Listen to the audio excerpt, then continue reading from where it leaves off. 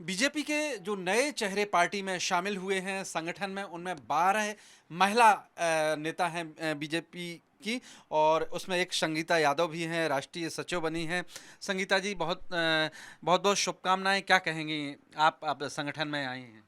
जी, सबको नमस्कार। मैं अपने शीर्ष नेतृत्व माननीय मोदी जी, माननीय अमित शाह भाई साहब, हमारे माननीय संगठन मंत्री बी एस संतोष जी और हमारे राष्ट्रीय अध्यक्ष नितिन नवीन जी को बहुत बहुत आभार प्रकट करूँगी, धन्यवाद करूँगी कि मैं तो बूथ अध्यक्ष से काम करने वाली संगठन में महिला हूँ और मेरे यहाँ तो कभी कोई प्रधान भी नहीं रहा।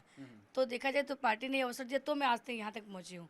तो बस मैं यही बोलूँगी कि उनका बहुत बहुत आभार, और जो उन्होंने मुझ पर विश्वास दिखाया है, मैं कोशिश करूँगी कि उनकी उम्मीदों पर खड़ी उतरूँ। लगता है कि आप जैसे बता रही हैं कि आप बूथ लेवल से की कार्यकर्ता रही हैं, बूथ की अध्यक्ष रही हैं और फिर उठकर यहाँ तक आई हैं।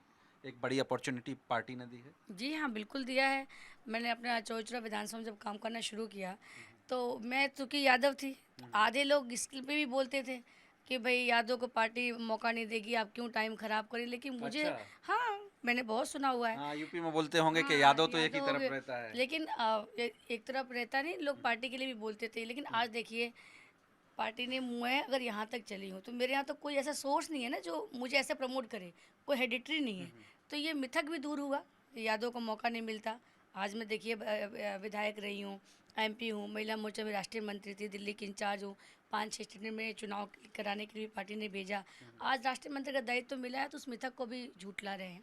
उत्तर प्रदेश में विधानसभा के चुनाव भी हैं कुछ महीने में। लग रहा है कि पार्टी ने उस लिहाज से भी उत्तर प्रदेश पे खास तौर पे फोकस रखा है, क्योंकि आप हैं, हरीश द्विवेदी हैं और भी कई सारे चेहरे हैं यूपी से। देखिए, भारतीय जनता पार्टी ऐसी पार्टी नहीं है जो जैसे हम बरसाती में टराने लग जाते हैं कि चुनाव आ गया और हम लोग दौड़-दौड़ भागने शुरू कर दिए।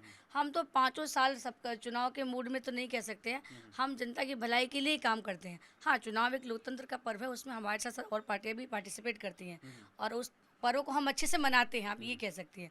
तो और ऐसा कभी नहीं लगता कि भई, आज देखिए, मैं चाहे माननीय मोदी जी हों, तो माननीय अमित सिंह जी, उनका पूरा आप चाहे माननीय हमारे योगी जी हैं, आप सबका साल भर का खाली शेड्यूल देखिएगा। क्या कभी ऐसा लगेगा कि लास्ट के 5 महीने चल रहे हैं? हम तो रोज़ ही चलते हैं।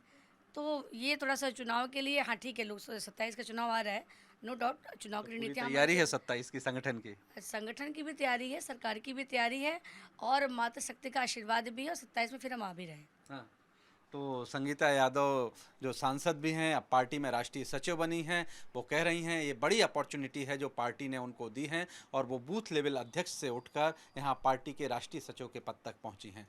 ब्रह्म प्रकाश दुबे, जी मीडिया, दिल्ली।